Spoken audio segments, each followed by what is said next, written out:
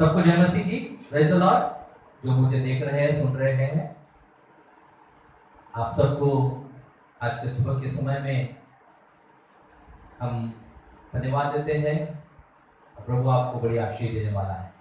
हमें आज हम कुछ खास विषय को देखने वाले हैं प्रियो, इसलिए अगर आपके पास बाइबल है तो आप बाइबल निकाल कर पढ़िए, यदि नहीं है तो आप मेरा जो मैं बताता हूँ या प्रभु का वचन बताता हूँ, ध्यान से सुनना। आइए भजन संहिता उसका 103 अध्याय और उसका 2 से 5 वचन तक पढ़ने जा रहे हैं। मैं पढ़ूंगा इस समय में और आप ध्यान से सुनना उन बातों को, क्योंकि परमेश्वर की इच्छा क्या है उन बातों को हम देखने वाले हैं। आइए मेरे साथ निकालिए भजन संहिता उसका 103 अध्याय उसका 2 वचन से 5 वचन तक मैं पढ़ने जा रहा हूं। हे मेरे मन, यहोवा को धन्य कहे और किसी उस उपकार को न भूलना, उसके किसी उपकार को न भूलना। वही तो तेरे सब अधर्म को क्षमा करता है और तेरे सब रोगों को चंगा करता है और तेरे प्राणों को नाश होने से बचा लेता है। और भी कुछ बातें हैं, लेकिन मैं 3 बातें आज यहाँ पर बताना चाहूंगा।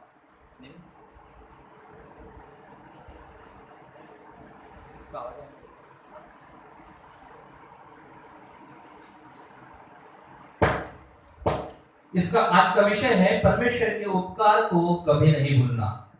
ध्यान रखना, आते समय आपके पास नोटबुक पेन होना चाहिए, बाइबल है तो बाइबल होना चाहिए आपके पास में। आप जब आते हैं या फिर प्रार्थना में बैठते हैं तो आपके पास बाइबल होना चाहिए, नोटबुक होना चाहिए और पेन होना चाहिए। यदि आप घर में हैं तो भी नोटबुक, बाइबल, पेन होना चाहिए, क्योंकि प्रभु आपसे बातचीत करेगा। हो सकता प्रभु आपसे बातचीत करेगा, वचन के द्वारा बातचीत करेगा, वाणी के द्वारा बातचीत करेगा, हमको पता नहीं, लेकिन प्रभु बातचीत करेगा। तो आज का विषय है परमेश्वर के उपकार को कभी नहीं भूलना। 6 बातें यहाँ पर है, लेकिन आज 3 बातें बताऊंगा मैं। आने वाले समय में 3 बातें बता सकता है। तो बाइबल में लिखा है प्रियो कि परमेश्वर के उपकार को कभी नहीं भूलना। जो परमेश्वर ने मेरे और आपके जीवन में उपकार किए हैं, उन उपकारों को हमें भूलना नहीं है। हेलो, सब लोग जल्दी से बैठिए। उन उपकारों को हमें भूलने की आवश्यकता नहीं है। तो विषय है परमेश्वर के उपकार को कभी नहीं भूलना। परमेश्वर के उपकार को कभी नहीं भूलना। परमेश्वर ने हमारे जीवन में बहुत उपकार किए मेरे प्रियो। मैं और आप जब अंधकार में थे तो प्रभु ने मुझ पर आपको दया की, और परमेश्वर दया करने वाला परमेश्वर है। इसलिए सबसे पहली बात जो है यहाँ पर ऐसा लिखा है कि 3 वचन में, वही तो तेरे सब अधर्म को क्षमा करता है। पहली जो बात है, पहला जो पॉइंट है, वह हमारे अधर्म को क्षमा करता है। अधर्म मतलब पाप, अधर्म मतलब गुनाह, अधर्म मतलब आज्ञा न मानना। और परमेश्वर का वचन कहता है इफिसियों 2 अध्याय 1 वचन में कि वो दुष्ट जो है अब भी आज्ञा न मानने वालों में कार्य करता है। ध्यान रखना है इस बात को।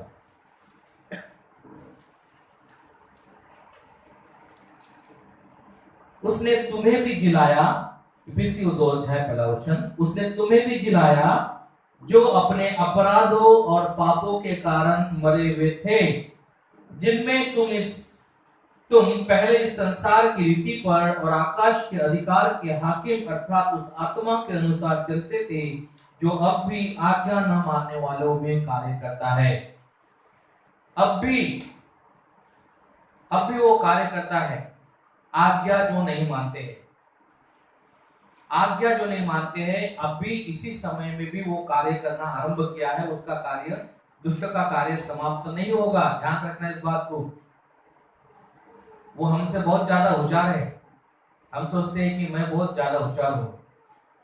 हम मनुष्य को, हम लोग जो है इस प्रकार से बोल सकते हैं, लेकिन दुष्ट जो है वो सब बातें जानता है, क्योंकि स्वर्ग में रह चुका हो।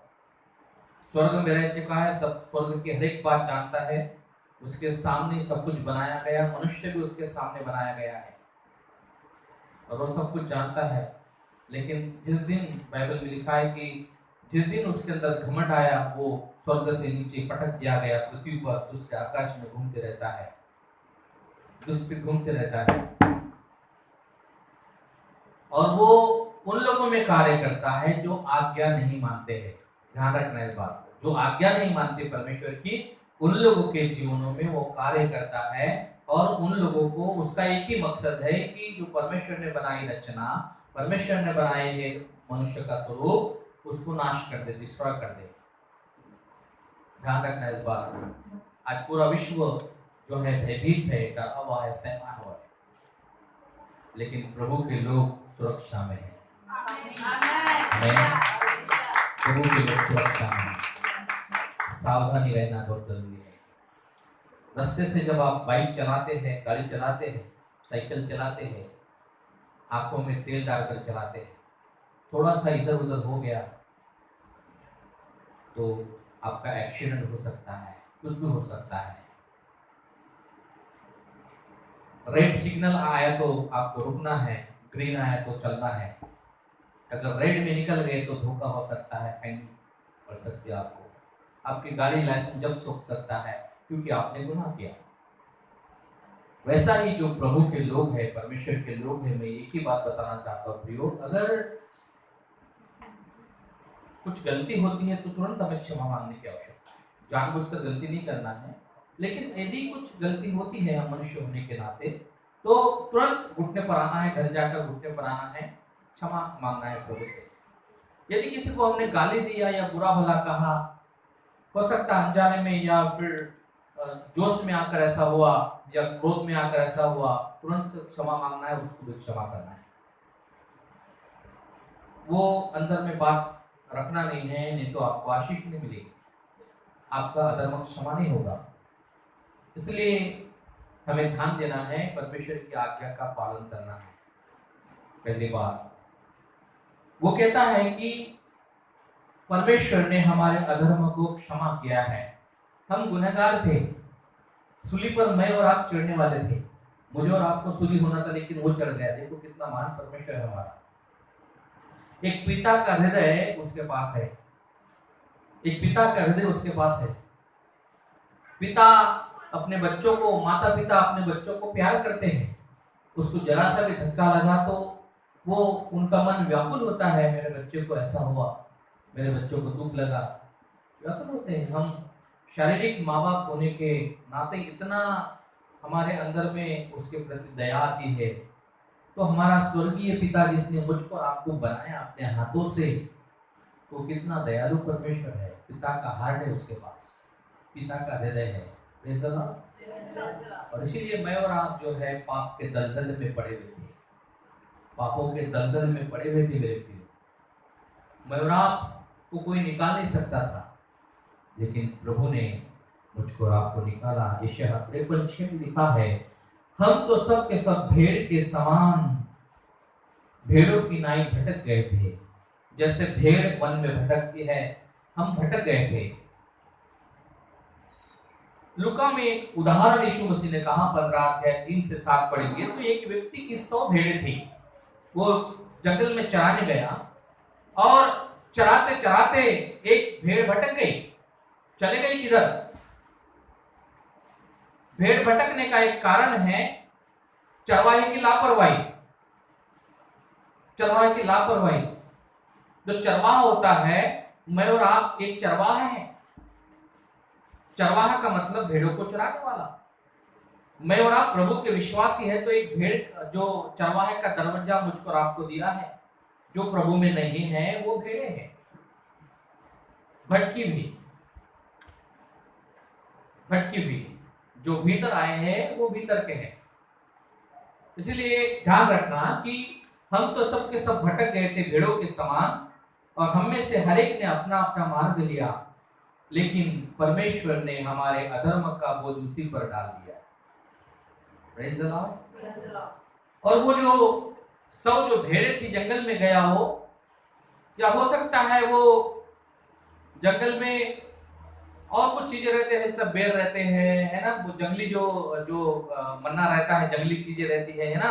हम इस प्रकार से, मैं जब छोटा था तो गांव में पैदा हुआ मैं, लेकिन जब 14-15 साल का हो गया तो सिटी में आए हम लोग, बंडेरा सिटी में। लेकिन अमरावती जिले के एक छोटे से गांव में मैं पैदा हुआ, तो वहाँ 10-12 साल तक के जो है वहाँ गांव में ऐसा रहता है। हम स्कूल से आए कि जाते थे भेड़ बकरी चराने के लिए, या जो है किसके खेत में किस प्रकार। तो हम जानते थे प्रियो की जो चरवाहा होता है बहुत ही सतर्क उसको रहना होता है, क्योंकि जंगल में जो है भेड़ को खाने के लिए भेड़ भी आते हैं, जंगली जानवर आते हैं, उसको बचाना है। इसलिए दाऊद कहता है कि जब मैं भेड़ बकरी चरा रहा था तो एक दिन भालू आया, उसको मैंने पकड़ के मार डाला और मेमने को बचा लिया। फिर एक दिन शेर आया, उसको पकड़ के जबड़े को फाड़ डाला उसके, और उसके मुंह से मैंने भेड़ को, बच्चे को निकाल लिया। भालू जो है ये आलस का प्रतीक है। आलस, बहुत लोग आलस करते हैं, ध्यान रखना इस बात। आलसी होते बहुत सारे लोग, और परमेश्वर का वचन कहता है कि आलसी जो है वो सोते रहता है। आलस से भारी नींद आती है, आलस से भारी नींद आती है, बाइबल में लिखा है, 6वां अध्याय पढ़ना। और नीति वचन का, और परमेश्वर का वचन कहता है कि आलस से भारी नींद आ जाती है। और आलसी बोने के समय सोता है, कटनी के समय भीख मांगता है। बोने का समय था, उसने बोया नहीं, आलस के कारण सो गया। और जब कटनी का समय आया, लोग कटनी काट रहे हैं और भरपूरी के साथ खेत से फसल आई अभी, लेकिन इसने बोया ही नहीं तो काटेगा क्या? और फिर भीख मांगता है, मुझे दो मुझे दो। इसलिए पहले से ही हम लोग सतर्क रहने की आवश्यकता है, हमें आलसी नहीं बनना है। हो सकता है ये जो चरवाहा इसने आलसपना किया होगा, या गहरा जो जंगल में पेड़ होते, गहरे गहरे पेड़, ठंडी हवा चलती है, जाके सो गया। भेड़ इधर उधर चले गए, किसी के खेत में से वो खेत में से वो खेत में, वो खेत में से हरी हरी घास पे चले गए। कई भेड़ भटकने वाली होती है, ये चर से वो चर, वो चर से, किसी का कोई मन नहीं लगता उनका। और एक बार भटक गया तो वो भटकने की आदत उसकी छूटती नहीं है। इसलिए मजबूत बने रहिए, एक ही जो भेड़शाला में बने रहिए मेरे प्रिय लोगों। जिस दिन आपकी आदत बिगड़ गई, वो बिगड़ते चले जाती है। ध्यान रखना इस बात को। इसलिए जहां हमारा स्थान है उसी स्थान में बने रहिए, चाहे दुख हो, तकलीफ हो, परेशानी हो, कुछ भी हो। जब पति के साथ लड़की की शादी हो जाती है, पति पत्नी, तो वो हम लोग प्रतिज्ञा करवाते हैं कि दुख में, सुख में, गरीबी में, बीमारी में और जो संपन्नता में मैं तेरे साथ बनी रहूंगी, दुख तकलीफ में मैं तेरे साथ बना रहूंगा। और वो अपना घर बार छोड़कर अपने पति के पास आती है, और वो वापस जो है वो अपने मायके में जो है वो रहने के लिए नहीं जाती है, मेहमान के तौर पे जा सकते हैं, क्योंकि वो जो है अपने पति के घर की हो गई, अभी ये इसका घर हो गया है, तो इधर उधर घूमती नहीं है। और जो स्त्री घूमती है, इधर उधर घूमती है, वो पति पसंद नहीं करेगा, उसको पति पसंद नहीं करेगा, बोलेगा भाई तू विश्वास योग्य नहीं है, तू जा। वैसा ही हम लोग, परमेश्वर के लोग, एक ही जगह मजबूत स्थिर रहिए, विश्वास में स्थिर रहिए, प्रभु में स्थिर रहिए, एक ही भेड़ में रहिए। प्रभु आपको जो है आशीषित करेगा। भेड़ भटक गई है, और बहुत अभी ये बहुत परेशान है, बहुत परेशान है, यहाँ जा रहा वहां जा रहा है, किसी को पूछ रहा भाई भेड़ देखी क्या, भेड़ देखी क्या, नहीं देखी, बहुत परेशान है। और मिल जाती है तो वो कंधे पर रखकर वो आनंद करता है, ऐसा लिखा हुआ है। आज कई लोग भटक गए हैं, वो प्रभु में नहीं है, वो भटके हुए हैं। मेरे और आपकी जिम्मेदारी है कि मैं और आप जो है उसको वापस लेके आए भेड़शाला में। इसलिए हम आप लोगों की चिंता करते हैं, इसलिए हम लोगों ने 3-4 पार्क में भी चल चला। पूरा दिन भर चलेगा तो कोई बात नहीं, थकेंगे नहीं, प्रभु हम बल देता है। यशाया 41 अध्याय में लिखा है, 32 पद में, थके हुए को बल देता है। आमीन। थके हुए को बल देता है, इसलिए हम थकते नहीं हैं। और बहुत लोग निगेटिव बातें बोलते थे, सॉरी माफ करना, इशारा 40 का 29 में लिखा। बहुत लोग निगेटिव बातें, मैं थक गया, अरे वो थक, क्या थक गया तू? क्या थक गया? खाना खाने के लिए थक गया? पानी पीने के लिए थकता है? थक गया। बहुत लोग मैंने देखा। मैं तो पसंद नहीं करता हूँ, मैं थक गया हूँ, बोर हो गया हूँ, ऐसा हो गया हूँ, ये निगेटिव बातें हैं। इसका मतलब तुम्हारे अंदर में विश्वास नहीं है, तुम परमेश्वर का वचन नहीं पढ़ते, तुम्हारे पास परमेश्वर, तुम्हारे पास पवित्र आत्मा की सामर्थ्य से भरपूर नहीं है। पौलुस कहता है फिलिप्पी 4:13 में, जो मुझे सामर्थ्य देता है उसमें मैं सब कुछ कर सकता हूँ। कभी बोलना ही नहीं मैं थक गया। जो बोलेगा मैं थक गया तो समझ लेना इसका स्क्रू ढीला है। वचन मालूम नहीं उसको, या फिर वो सामर्थ्य नहीं उसके अंदर। हालेलुया। प्रभु ने मुझको आपको बल दिया है, थके हुए को बल देता है। और परमेश्वर का वचन कहता है 2 कुरिन्थियों 5:21 वचन में कि जो पाप से अज्ञात था उसी को उसने पाप ठहराया। पाप से अज्ञात था, यीशु मसीह के अंदर कोई पाप नहीं था। जब पिलातुस के पास यीशु प्रभु को ले जाते हैं तब पिलातुस बोलता है कि यहूदी लोगों सुनो, इसमें कोई गलती नहीं है, कोई दोष नहीं है, एक काम करता हूँ, इसको मैं कोड़े लगाकर छोड़ देता हूँ। यहूदी लोग बोलते नहीं, क्रूस पर चढ़ा। वो बोलता है कि भाई इसमें कोई दोष नहीं है, तुमने जबरदस्ती पकड़ा उसको, कोई दोष नहीं इसके अंदर में, निर्दोष है ये। तो नहीं बोला क्रूस पर चढ़ा, क्रूस, वो पिलातुस जो है वो न्यायाधीश था, क्रूस पर चढ़ा। दूसरे दिन क्रूस पर चढ़ाने वाले थे, रात को पिलातुस घर जाकर सो गया। पिलातुस की पत्नी ने एक स्वप्न देखा, और स्वप्न ये था कि परमेश्वर आया स्वप्न में, और परमेश्वर बोलता है कि तेरा पति न्यायाधीश है, कल उसको क्रूस की सजा सुनाने वाला है, ध्यान रखना वो निर्दोष है, क्रूस की सजा सुनाने के लिए मैं तुझसे प्रेम करता हूँ। परमेश्वर उसकी पत्नी को बोल रहा है, क्योंकि वो पत्नी शायद विश्वास करती होगी, पता नहीं मुझे, लेकिन उसके सपने में परमेश्वर आता है, बोलता है कि तेरे पति को बोल दे कि कल सजा सुनाने की आवश्यकता नहीं है, क्योंकि उसको वो फंसाना नहीं चाहता था। इसलिए सुबह उठी और अपने पति को, न्यायाधीश को बताया, पिलातुस को, कि मेरे रात में सपने में मैंने बहुत पीड़ा उठाई, उसके कारण ऐसा सपना आया। पिलातुस ने कहा बोलो, आप बोलो मैं क्या करूं? उसने बोला कुछ नहीं, नौकरी छोड़ दो। पिलातुस मान गया। हालेलुया। अपने पति की बात मानना है, अपने पत्नी की बात मानना है। कभी कभी पत्नियां अच्छी बोलती है, हेलो, यस, मानना है, ये नहीं बोलना हाँ तुझे क्या समझता है, जा तो अपना काम कर, किचन में रहते जा बस। जी नहीं, समान दर्जा है, पुरुष का जितना समान है स्त्री का भी उतना समान है। पति भी कुछ बातें बोलता है तो पत्नी भी सुनना चाहिए, पत्नी कुछ बातें बोलता है तो पति ने सुनना चाहिए। सुबह आया, सब लोग आ गए, इकट्ठे हो गए, उसने पानी मंगाया, पिलातुस ने हाथ धो लिया,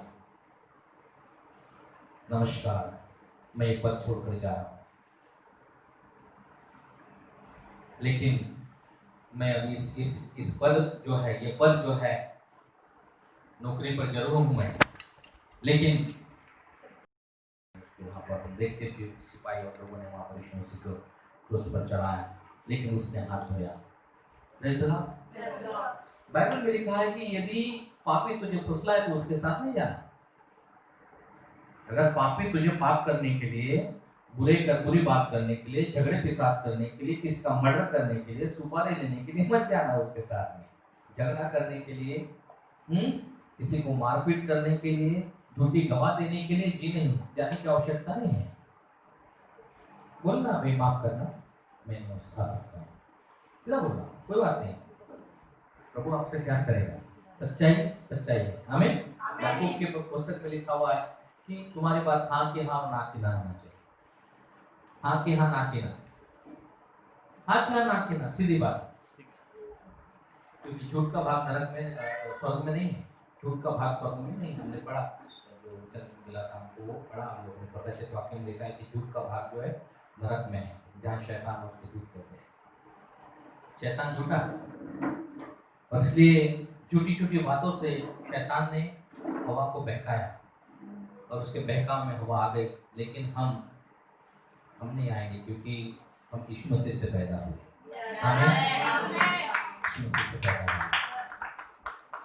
रोमियो 5 अध्याय में लिखा हुआ है कि एक व्यक्ति ने आज्ञा नहीं माना, पाप में पड़ा, लेकिन दूसरा व्यक्ति आया, दूसरा आदम आया, जिसका नाम प्रभु यीशु मसीह है। उसने आज्ञा माना, 5:12 में लिखा है, उसने आज्ञा माना और हमको अनंत जीवन दिया। इसलिए मैं और आप, पहला मनुष्य मिट्टी का था, दूसरा मनुष्य आत्मा का है। आमीन। मैं और आप आत्मा से जन्मे हैं। इसलिए रोमियो 8:15 में, 14 और 15 में लिखा है कि जो आत्मा से चलते हैं वही परमेश्वर के बेटे और बेटियां हैं। इसलिए मेरे प्रिय लोगों, और लूका का 18 अध्याय 10 से 14 वचन अगर पढ़ते हम लोग, तो वहां 2 लोग मंदिर में प्रार्थना करने के लिए जाते हैं, और एक फरीसी रहता है और एक दूसरा चुंगी लेने वाला। दोनों प्रार्थना कर रहे हैं, दोनों की प्रार्थना भिन्न भिन्न है। एक प्रार्थना कर रहा है और दूसरा भी प्रार्थना कर रहा है मंदिर में। एक प्रार्थना कैसी कर रहा है? मानो फरीसी प्रार्थना कर रहा है, चुंगी लेने वाले की तरफ देखकर बोला, परमेश्वर मैं बहुत भला व्यक्ति हूँ, अच्छा व्यक्ति हूँ, इसके जैसा नहीं हूं मैं। क्या बोल रहा है वो? इसके जैसा नहीं हूं मैं दिन में है ना 3 बार प्रार्थना करता हूँ, कितने दिन उपवास करता हूँ, सच्चे बोलता हूँ। ये बोलने की आवश्यकता नहीं, लेकिन बोल रहा है, दोष लगा रहा है। बाइबल में लिखा है कि दोष मत लगाओ, भक्ति के साथ अध्याय पहला वचन में लिखा है, दोष मत लगाओ। हमें दोष लगाने की आवश्यकता नहीं है। हमें किसी पर दोष नहीं लगाना। दोष लगा रहा है, ऐसा करूंगा मैं, क्षमा देता हूं, मैं सब कुछ करता हूं, लेकिन जो चुंगी लेने वाला है, वो लिखा है कि वो छाती पीट कर देखना भी नहीं चाहा, और वो अपने आप को घुटने टेककर छाती पीट कर बोला, प्रभु मुझे माफ कर देना, मैं क्षमा चाहता हूँ, मैंने गुनाह किया, गलती किया, मुझे क्षमा कर। प्रभु ने कहा, चुंगी लेने वाले की प्रार्थना सुनी गई, लेकिन फरीसी की प्रार्थना सुनी नहीं गई, क्योंकि वो उसको देख कर बहुत सारे लोगों को जलन होती है ना, जलन की आत्मा उनके अंदर में। कोई अच्छा काम करता है तो अपन भी घुस जाएंगे उसमें, मैं भी कर सकता हूँ। हाँ, कोई बोलता है मेरे द्वारा चंगे हो गए, अरे मेरे भी द्वारा हो गए, अरे मैंने उपवास किया 3 दिन, मैंने भी किया, अरे क्या बात है। जलन की आत्मा को भूल जाइए। आपके अंदर में जो सामर्थ्य है वो प्रभु ने दिया है, आपके पास जो बुद्धि है वो प्रभु की है, परमेश्वर से मांगिए। आमीन। प्रभु ने आपको क्षमा कर दिया है। इसलिए दूसरे की नकल नहीं मारना, दूसरे पर दोष नहीं लगाना, दूसरे की एक्टिंग नहीं करना। हेलो, है ना? बराबर है? वो डुप्लीकेट होता है। बहुत सारे लोग हीरो लोगों की नकल करते हैं, हीरो के जैसे बाल बनाते, हीरो के जैसे करते हैं। मेरे बाल भी हीरो के जैसे, क्योंकि पहले था मैं ऐसा है ना, पुराने हीरो के फैन थे हम लोग, तो बाल भी वैसे बना। तो नकल नहीं करना हमें, वो डुप्लीकेट है, ओरिजिनल है। अपना आपका टैलेंट बताइए, आपका टैलेंट आपके पास कितना है, प्रभु उससे प्यार करता है। और इसीलिए हम देखते हैं कि प्रभु कहता है कि उसकी प्रार्थना सुना है। लूका का 19 अध्याय में हम देखते हैं कि व्यक्ति के बारे में जिसका नाम जकरी है, और वो दिल से हृदय से प्रभु को घर ले जाता है और सबके सामने में खड़ा होता है। इतना बड़ा बहुत धनी व्यक्ति है, बहुत धनी व्यक्ति है, लेकिन सबके सामने खड़ा होता है और कहता है कि हे प्रभु यीशु मसीह, मैंने बहुत लोगों को लुभाया है, मैंने बहुत लोगों का दिल दुखाया है, बहुत लोगों को मैं क्या करूंगा, मैं जिसको मैंने लिया है मैं 4 गुना वापस कर देता प्रभु। 4 गुना, कितना? 4 गुना वापस कर देता हूँ। और जो बची हुई संपत्ति है वो आधी संपत्ति कंगालों को देता हूँ। अभी देखिए, आधी संपत्ति कंगालों को देता हूँ, मेरे संपत्ति में से आधी संपत्ति क्या करता हूँ मैं, कंगालों को देता हूँ। और जिसका लिया मैंने 4 गुना सो रहे भाई? बाजू वालों का धक्का दो, ये बाजू, हाँ है ना? Hello, hallelujah. मैं सही बात बोल रहा हूँ, कैंसर अच्छा नहीं होता है। कैंसर मतलब फिर आप इलाज क्यों करते? बोला हम लोग जो फैलने से बचते हैं, रोकते उसको, रोकथाम करते हैं। जो फैलता नहीं उसके रोकथाम करते हैं हम लोग, लेकिन अच्छा नहीं होता। उसको सावधान रहना है, उसको स्मोकिंग और गुटखा तंबाकू और उसको सही रहना है, तब वो रोकेगा, नहीं तो वो फैलता चला जाएगा और फैलेगा। तो वो व्यक्ति को कैंसर हुआ और उसको सावधानी बरतना था। फिर समय बीतता गया, वो मरने पर था, तो किसी एक भाई ने उसको, उसके मित्र ने बताया प्रभु यीशु मसीह के बारे में, और उसने विश्वास किया, प्रार्थना किया, और उसको बात बोला कि भाई रोज जो तू बोलना कि मुझे कैंसर नहीं है, मुझे कैंसर नहीं है, मुझे कैंसर, और बोलते जा। कैंसर रहेगा तुमको, लेकिन तुम बोलते जा। ये तुम्हारी दवा है, ये तुम्हारी टैबलेट है, ये तुम्हारी टैबलेट है, बोलते जाना। सुबह दोपहर शाम जब भी समय उठते बैठते बोलते जाना प्रभु के वचन को। बाइबल में लिखा है, सब व्यवस्था विवरण 6वें अध्याय में लिखा हुआ है कि तुम परमेश्वर का वचन उठते बैठते सोते जागते बोलते रहना, चलते बोलते रहना। हमें और जब भी वो नहाता है तो पीठ पर हाथ जाता है तो दिखता है तो बहुत निराश होता है, उसको गठान बढ़ते जा रही थी वो। लेकिन वो भाई ने बोला था कि भाई एक ही बात है आपको बचा सकने वाला, वो है परमेश्वर का नाम, यीशु मसीह का नाम और वचन बोलते जाओ। यीशु ने मुझे चंगा किया है, यीशु ने मुझे चंगा किया, यीशु ने मुझे चंगा किया है। और वो रोज उसको गठान दिखती थी, निराश होता था, लेकिन वो भाई की बात याद आती, यीशु ने मुझे चंगा किया, यीशु प्रभु के कोड़े खाने से मैं चंगा हो गया, रोज बोलता था, रोज पर मैं चंगा हूँ, मैं चंगा हूँ, सब लोगों को बताता है। लोग थोड़ा मूर्ख समझते थे, हमको भी लोग कभी मूर्ख समझते हैं, अच्छी बात है, कोई बात नहीं। लेकिन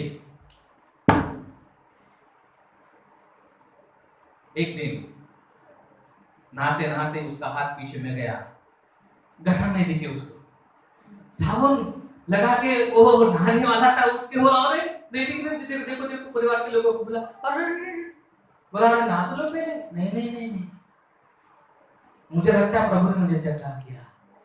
उसकी पत्नी बोला लगता नहीं, प्रभु ने चंगा किया है, हालेलुया, चंगा किया है, हालेलुया। वो बोला अभी मैं 2 बाल्टी से नहाता था, अभी 4 बाल्टी लूंगा। Praise the Lord. प्रभु हमें चंगा करता है। इसलिए बाइबल में लिखा है यिर्मयाह 30 अध्याय 17 वचन में, मैं तुम्हारा इलाज करूंगा और तुम्हारे घाव को चंगा करूंगा। आमीन आमीन। कई बीमारी से घाव होते हैं, दांत खाज खुजली होती है। यदि कोई आप में से कोई दांत खाज खुजली का होगा तो प्रभु यीशु मसीह चंगा करने वाला है। मुड़िया भगंदर उसमें जख्म होती है, यस, प्रभु यीशु मसीह चंगा करने वाला है। Praise the Lord. यस, इसलिए प्रभु की आज्ञा को माने, क्योंकि यशायाह 53:4 में लिखा है कि निश्चय उसने हमारे पापों को, हमारे रोगों को सह लिया और हमारे पापों को उठा लिया, हमारे दुखों को उठा लिया। आमीन आमीन। और यूहन्ना 19:1 में लिखा है कि उसको कोड़े मारे गए ताकि मैं और आप चंगे हो जाए। उसके कोड़े, पहला पत्र 2:24 में लिखा है कि उसके कोड़े खाने से हम चंगे हो गए।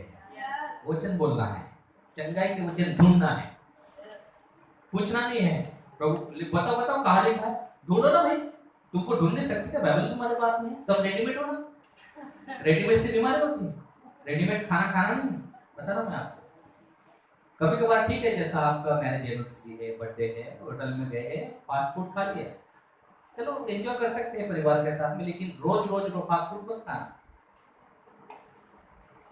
एक बच्चे के बारे में मैंने न्यूज़पेपर में पढ़ा था कि वो डेली फास्ट फूड, पिज्जा और क्या क्या मंगाता था, वो डेली वो बना के वो, और ये खाते खाते फूल गया और फूलते जा रहा, ऐसा लग रहा था कि गुब्बारा फूट जाएगा। फास्ट फूड से ज्यादा उम्र नहीं रहती है, इसीलिए फास्ट फूड खाना बंद कर दीजिए। आपके पास बाइबल है, इसको खोजिए, हालेलुया, खोजिए, प्रभु के वचन को खोजिए और जो चंगाई के वचन मिलते हैं बोलते जाइए, हालेलुया। उसकी कोड़े खाने से मैं चंगा हो गया, बोलिए आमीन आमीन। मत्ती 8:16 में लिखा है कि वो वचन भेजकर वो चंगा करता है। आमीन। और नीति वचन 18:14 में लिखा है कि रोग में मनुष्य अपनी आत्मा के द्वारा संभलता है, परंतु आत्मा हार जाती है तो वो नाश की ओर जाता है। इसलिए मेरे प्रियो, प्रभु हमको चंगा करता है। आमीन आमीन। जॉइस मैर नाम की एक लेडी है और बहुत ही यूट्यूब चैनल पे देखिए, बहुत ही भयानक प्रचार करती है। यूएसए में रहती है और हजारों लाखों लोग जो है प्रभु के वचन को सुनती है। वो लेडी 50 साल के ऊपर हो गई लेकिन यंग दिखती है। हालेलुया। आप 50 साल के ऊपर भी रहेंगे, यंग दिखने लगेंगे मेरे देश, क्योंकि वो बल प्रभु मुझे देता है। हालेलुया। व्यवस्था आखिरी अध्याय में लिखा हुआ है कि मूसा 120 वर्ष का हुआ, न तो उसके चेहरे पर झुर्री पड़ी थी, न तो उसकी आंखें धुंधली हो गई थी। आमीन। बहुत लोग जवान में बूढ़े दिखने लगते हैं क्योंकि प्रभु नहीं है उनके पास। दुनियादारी की बातें जल्दी ऊपर पहुंच जाएंगे, दुनियादारी की बातें होंगी, लेकिन प्रभु का वचन आपके पास में है। यशायाह का 40 अध्याय उसका 41 वचन में लिखा है, जो प्रभु की बात जोते हैं उगाबों के समान उड़ेंगे। उगाब सबसे अच्छा जो पक्षी बताए उगाब होता है। हालेलुया। इसलिए ध्यान रखना मेरे प्रिय लोगों। जॉइस मेयर को बहुत 2-3 हादसे उसके साथ हुई। जॉइस मेयर के साथ में 2-3 हादसे हुए उसके साथ में, बहुत ही भयानक हादसे। और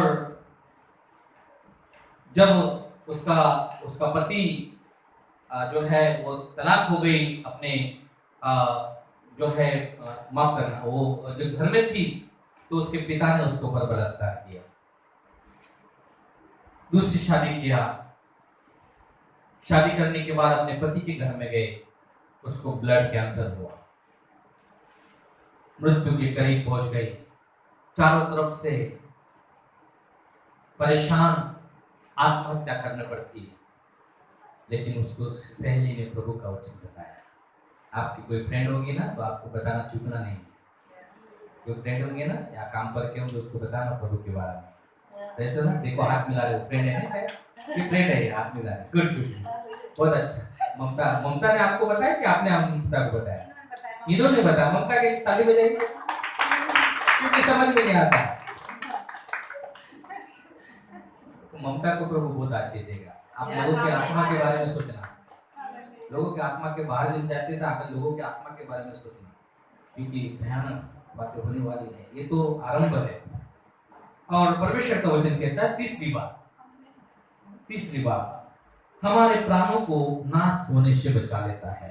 मेरे प्राण को नाश होने से बचा लेता है। आमीन। मेरे और आपके प्राण नाश की ओर जा रहे थे, वो नाश होने से बचा लेता है। हालेलुया। क्योंकि यूहन्ना 10:10 में लिखा है कि चोर चोरी करने, घात करने, नाश करने को आता है, लेकिन यीशु मसीह कहता है मैं इसलिए आया कि तुम जीवन प्राप्त करो, और बहुत आयत का जीवन, थोड़ा सा जीवन नहीं, थोड़े समय की संतुष्टि नहीं, अनंत काल का जीवन, बहुत आयत का जीवन, लॉन्ग लाइफ। हेलो, समझ में आए? तीन व्यक्ति कभी नहीं मरते हैं, परमेश्वर, स्वर्गदूत और मनुष्य। तीन व्यक्ति कभी नहीं मरते। ये शरीर मिट्टी का है, मिट्टी में मिल जाएगा, लेकिन आत्मा कभी मरता नहीं। परमेश्वर कभी मरता नहीं, स्वर्गदूत कभी मरते नहीं है, और हम भी कभी मरेंगे नहीं। ध्यान रखना इस बात को। दो प्लेस है, एक स्वर्ग है, एक नरक है। स्वर्ग में अनंत काल का जीवन है, बहुत आयत का जीवन है। नरक में अनंत काल की आग है, तड़पना पड़ेगा। आपके हाथ में है। सच्चाई से चलोगे तो आप जीवन को प्राप्त करेंगे। हालेलुया। मार्ग सत्य जीवन यीशु मसीह है, उसको अपना लीजिए। आमीन। और वो हमें बचाता है मेरे प्रिय। आमीन। वो हमें बचाता है। इसलिए मेरे प्रिय लोगों, बचाने वाले मेरे और आपके पास है, कहीं बाहर ढूंढने की आवश्यकता नहीं है। आमीन। Praise the Lord. और हमें सावधान रहना है। हमें क्या करना है? सावधान रहना है ना। हम प्रभु को पा लिए इसका मतलब ये नहीं कि आलित चाल चले, हम परमेश्वर के सानिध्य में रहे प्रतिदिन, हमें परमेश्वर के सानिध्य में रहे, क्योंकि परमेश्वर ने आपको जो है अपने प्राण को नाश होने से बचा लिया है। हमें शद्रक मेशक अबेदनगो दानियल का 30 अध्याय में लिखा है कि उसको आग के भट्टे में डाल दिया गया, लेकिन राजा देख रहा है आग के भट्टे में वो लोग घूम रहे हैं। आग के भट्टे में कोई घूम सकता है क्या? लेकिन वो घूम रहे हैं। राजा बार बार आंखों पर उसको धुंधली आ रही है। बोला कितने लोग डाले थे? बोला 3 लोग। मारा 3 लोग डाले थे। बोला 4 लोग दिख रहे हैं हमको अंदर में। कितने लोग डाले? कितने? 3। Shadrach Meshach Abednego. लेकिन राजा देख रहा है, सब लोग देख ले 4 लोग। बोला 4 ऐसा कैसा हो सकता है? तो बाइबल में लिखा है चौथा पुरुष परमेश्वर के सदृश के समान, यीशु मसीह के जैसा था। यीशु मसीह ही था। यीशु मसीह ही था। उनका हाथ पकड़कर वो चल रहा, जैसा गार्डन में घूमते ना हम लोग, वैसा ही घूम रहे थे वो लोग। और मेरे प्रिय लोगों को, जब हम प्रभु पर विश्वास करते हैं, परमेश्वर के वचन को सुनते हैं, तो यशायाह का 43 अध्याय यहाँ पर ऐसा लिखा हुआ है मेरे प्रियो, उसको मैं पढ़ने जा रहा हूँ। हे इज़राइल, तेरा रचने वाला, हे याकूब तेरा सृजनहार यहोवा यूं कहता है, मत डर, क्योंकि मैंने तुझे छुड़ा लिया है, मैंने तुझे नाम लेकर बुलाया है, तू मेरा ही है।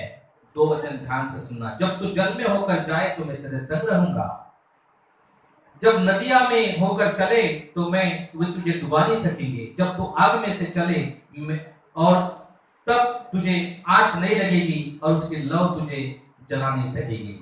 आमीन। यस। और बाइबल में लिखा है कि नदियों से होकर जब जाएगा तो तुझे डुबा नहीं सकेगी। नदियां जो है संसार के लोग हैं। नदियां क्या है? संसार के लोग हैं। कोई भी हमको नाश नहीं कर सकता है, चाहे हमारे सुपारी लिए कोई भी रहे। अगर आप डरते होंगे भैया हमें यीशु मसीह के कारण जो मार डालेंगे, ये गलत फहमी में रहना नहीं है।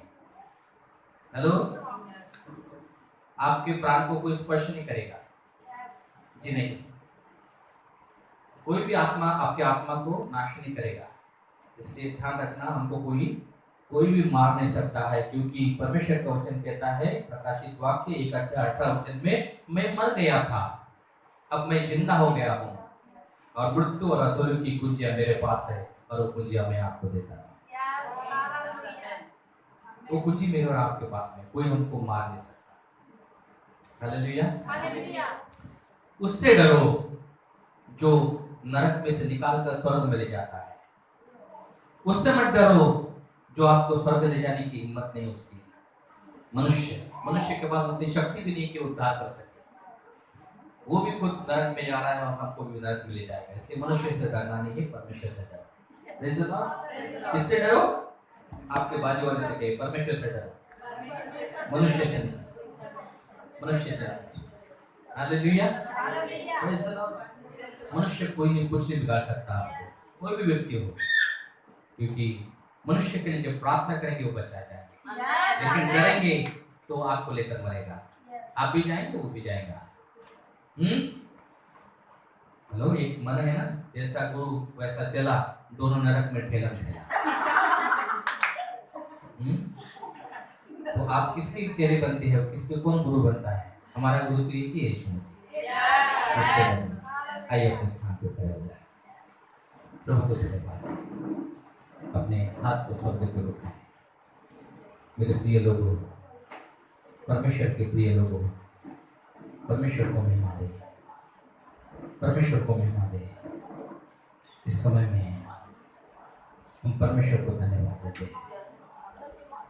हम अपने जीवन को प्रभु के हाथ में सौंपते हैं। इस मेरे प्रियो, इधर उधर मत देखिए, इधर उधर मत ताकिए, परमेश्वर की ओर देखिए। अपनी दृष्टि परमेश्वर की ओर लगाए, अपनी दृष्टि परमेश्वर की ओर लगाए। यस मेरे प्रियो, जीसस, जीसस।